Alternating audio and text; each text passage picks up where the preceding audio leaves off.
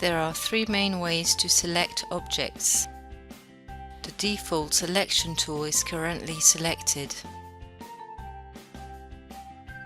Just click on the edge of an object to select it. When the scene is displayed in realistic view, you can click anywhere on an object to select it. The second selection tool performs a rectangle selection. Left-click and drag with the mouse to perform the selection.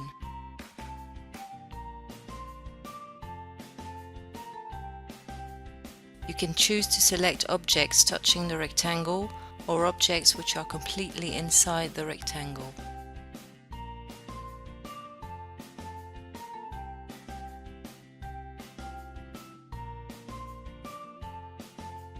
The last tool performs a lasso selection. Left-click and drag the mouse to draw a custom shape.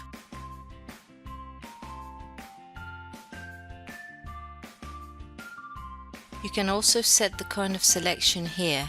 It has the same value for both rectangle and lasso tools. Use the Shift key to add objects to the current selection. You can also select objects directly in this component by clicking on them and using Ctrl or Shift to extend the selection.